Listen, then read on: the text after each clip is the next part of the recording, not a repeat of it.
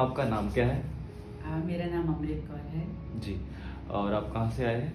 मैं नेरुल से आई हूँ। और हमारे इस कैरोप्रैक्टिक ट्रीटमेंट के बारे आपको कहाँ से पता चला था? मुझे मेरा बेटा गुरुद्वारे में जाता है, नेरुल गुरुद्वारे में। जी। तो वहाँ पर आपका बोर्ड लगा हुआ देखा। तो बेटे को पता था कि मुझे ये बहुत तकलीफ है। जी। तो फिर वो उसने पिक निकाली और मुझे सेंड की और मुझे फिर घर आकर भी बताया। जी। तो फिर मुझे तकलीफ तो थी। हाँ, तो फिर तो आपको तकलीफ क्या थी वो बताइए?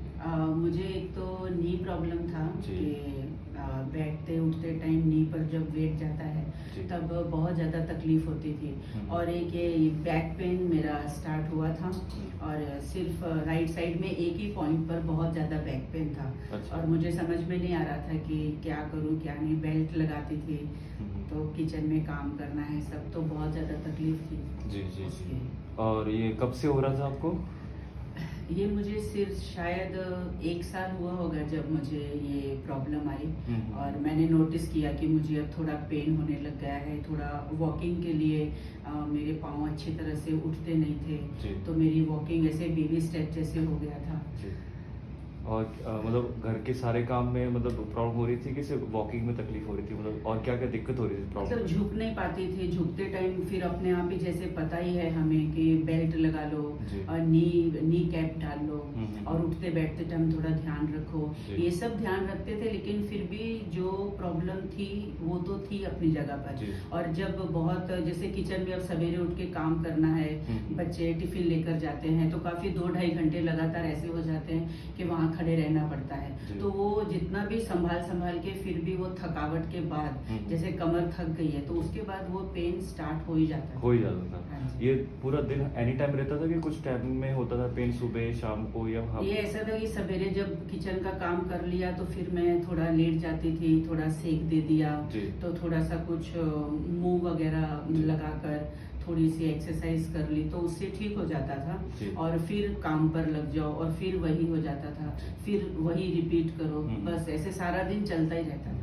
और आपसे ये बड़ा क्वेश्चन ये करना है मैम कि जैसे कि आप बता रहे हैं कि आपको नी पेन हो रहा था, आपको ये लग रहा था नी पेन हो रहा है, इसके लिए आपने एमवे की मेडिसिन वगैरह भी आप ट्राई कर रहे थे। जी हाँ, बिल्कुल। और आपको लग रहा था कि मुझे नी पेन है, आपको आई थिंक सो किसी डॉक्टर ने भी सजेस्ट किया था कि आपको नी पेन रिप्लेसमेंट कराना पड़ सकता है। तो आई थिंक सो हमने फर्स्ट डे ही आपको बता दिया था कि आपको नी पेन नहीं है, आपको नी का कोई प्रॉब्लम ही नहीं है। तो फर्स्ट ऑफ ऑल हमने आपका सबसे पहले एक्सरे निकाला, जो कि हमने जो बताया बिना एक्सरे के कि आपको नी में कोई तकलीफ है ही नहीं। तो जनरली आपको एक्सरे में भी हमने दिखाया डायग्नोस करके कि भाई उस नी में आपको कोई प्रॉब्लम, और अभी आपको वो चीज फील भी हो रही है कि हमें नी में कोई तकलीफ है ही नहीं। एक्चुअली पेन था बैक में, जिसकी वजह नी में पोस्चर, जो इसको हम बेसिकली पोस्चर इशू कहते हैं, वो आपका ठीक हो गया, तो आपका नी पेन भी ठीक हो गया।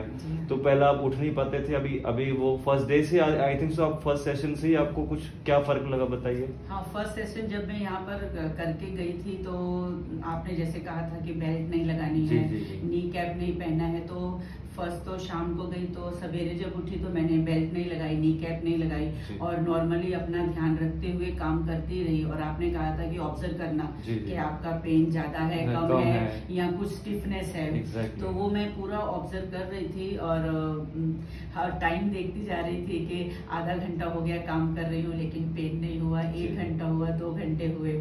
और फिर नीचे बाथरूम में जैसे काम करने के लिए बैठी तब उठी तो मुझे वो नहीं पता था कि मेरा घुटना नहीं दुखेगा। और एकदम सरप्राइजिंगली मेरा घुटना नहीं दुखा। तो मैं फिर एक बार बैठकर फिर उठी कि ये सचमुच कोई चमत्कार जैसे हुआ।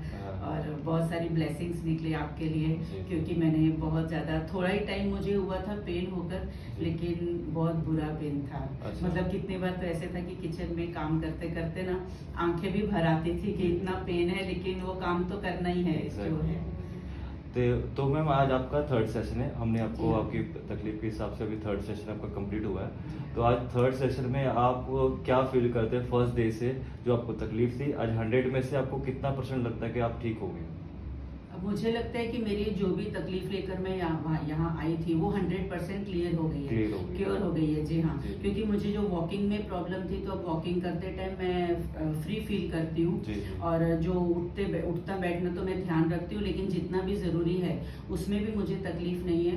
और ये जो बैक पेन की भी मेरी प्रॉब्लम एकदम ठीक हो गई है। अच्छा। तो अभी सारा दिन मैं बेल्ट नहीं लगाती, जी। लेकिन जैसे आपने कहा है कि क्योर होने के बाद भी आपको अपना जो Precaution रखना प्रिकॉशन जरूर, लेते हो precaution। वो आपको लेते ही रहना जी, जी, है। जी, जी। तो बस बहुत, लेकिन मुझे अच्छा लग रहा मतलब है। बेल्ट की तो जरूरत ही नहीं है, अभी बेल्ट आपको लगाना भी नहीं है, जी हाँ, ना ही बिल्कुल। आपको नी बेल्ट लगाना है, हम्म। ना ही आपको लंबर बेल्ट लगाना है। हाँ, बस प्रिकॉशन जरूर रखना है कि एज के हिसाब से हर चीज़ मायने रखती है कि आप अभी वैसे तो यंग एज जैसे नहीं है दौड़ सकते, हाँ। बट जॉगिंग करिए, एक्सरसाइज वगैरह करिए। बट हम और आई होप आप ये ट्रीटमेंट के बारे में आप किसी को रेकमेंड भी करोगे कि थर्ड सेशन के अंदर अगर आपको इतना रिकवरी हो विदाउट मेडिसिन, विदाउट सर्जरी। आपको डॉक्टर ने ये भी बोल दिया था कि हो सके आपको नी की सर्जरी करानी पड़ेगी, है ना? Yes, ji. बट आपको लगता है अभी आपको सर्जरी करानी पड़ेगी किसी नहीं चीज़? नहीं मैं तो वो डर के लिए डॉक्टर्स के पास नहीं गई जी। थी, और मैं बहुत लोगों को रिकमेंड कर रही जी। हूँ। Thank you so Waheguru much. जी, ठीक है।